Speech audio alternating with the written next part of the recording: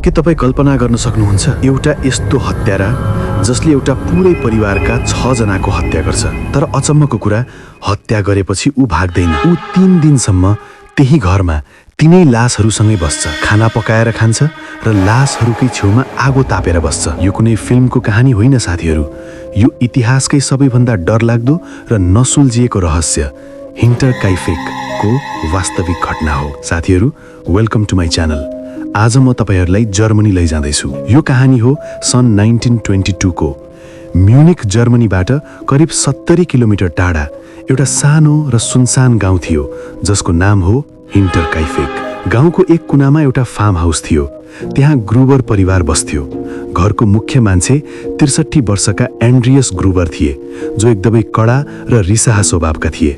उनको साथमा 72 वर्षकी श्रीमती सिजिलिया र 35 वर्षकी विधवा छोरी भिक्टोरिया बस्थिन्। भिक्टोरियाका 2 साना छोराछोरी थिए, 7 वर्षकी सिजिलिया र 2 वर्षको सानो जोसेफ।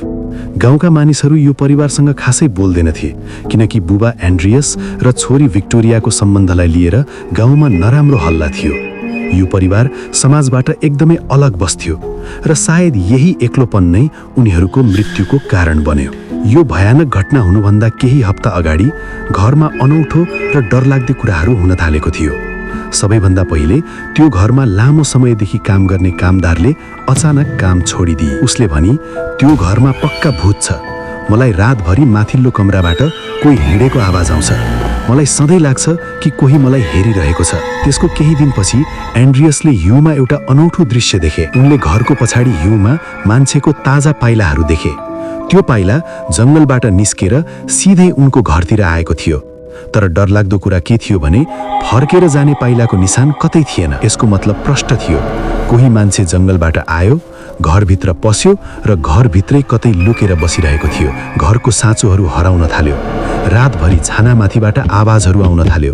तर एन्ड्रियसले यसलाई बेवास्ता गरे र यही उनीहरूको जीवनको सबैभन्दा ठूलो गल्ती बन्यो। 31 मार्च शुक्रबारको दिन मारिया नामकी नयाँ काम गर्ने मान्छे भर्खरै काममा आएकी थिइन्।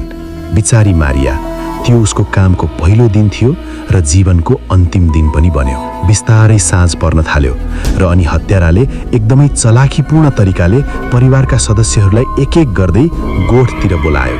पहिले आमा बुबालाई बोलायो, त्यसपछि छोरी भिक्टोरिया र अन्त्यमा 7 वर्षकी नातिनीलाई बोलायो। हत्यारा ढोकाको पछाडि लुकेर बसेको थियो। उसको हातमा खेतीमा प्रयोग हुने गहुरो हतियार म्याटक अर्थात् कोदालो थियो।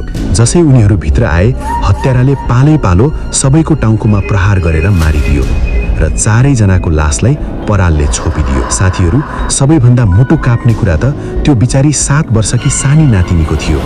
पोस्टमार्टम रिपोर्ट अनुसार उनी आक्रमणपछि पनि केही घण्टासम्म जीवित थिइन्। डर र पीडाले गर्दा उनले आफ्नै टाउकोको कपाल लुछेर हातमा मुट्ठी पारेकी थिइन्। गोठमा सबको हत्या गरेपछि हत्यारा अब घरभित्र पस्यो।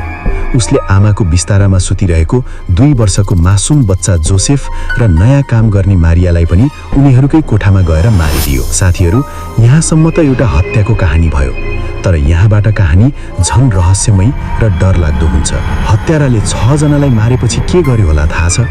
साधारणतया अपराधी क्राइम गरेपछि भाग्छ, तर यो हत्यारा कतै भागेन। ऊ त्यही घरमा तिनै लासहरूको बीचमा पुरै 3 दिनसम्म बसिरह्यो। छिमेकीहरूले देखे शनिबार, आइतबार र सोमबारसम्म घरको चिम्नीबाट धुवाँ निस्किरहेको थियो। गाई बस्तु कराएको आवाज आएन, किनकि कोही उनीहरूलाई समयमा घाँस पानी दिइरहेको थियो। किचनमा जुठा भाँडाहरू भेटिए, जस्तै कसैले भर्खरै खाना पकाएर खाएको होस्। सोच्नुहोस् त, घरको गोठमा 4 वटा लास सडिरहेका छन्, घरभित्र 2 वटा लास छन् र त्यो हत्यारा त्यही मज्जाले सुत्यो, खायो र बस्यो। उलाई कुनै कुराको डर थिएन। आखिर को थियो? 4 दिनपछि जब हुलाकीले चिठ्ठीहरू बाहिरै जम्मा भएको देख्यो, तब छिमेकीहरूले शङ्का लाग्यो र ढोका फोडे। भित्रको दृश्य देखेर सबैको होस उड्यो। पुलिस आयो, ठूलो अनुसन्धान भयो। 100 भन्दा बढी मानिसहरूसँग सोधपुछ गरियो। तर अचम्मको कुरा, घरमा भएको धेरै पैसा र सुनका गहरगहनाहरू त्यही सुरक्षित थिए। केही पनि गायब भएन। या त यो लुटपाट थियो या कुनै मानसिक रोगीको काम। कसैले भने यो भिक्टोरियाको स्वामी हो, जो वारमा मरेको खबर थियो तर ऊ लुकेर वापस आयो। कसैले छिमेकीमाथि शङ्का गरे, तर सबुत कहिले भेटिएन। हत्यारा जसरी त्यो हिउँको हुस्सुमा जंगलबाट आएको थियो त्यसरी नै गायब भयो। आज पुरै 100 वर्ष बितिसक्यो, तर यो रहस्य आजसम्म रहस्य नै छ।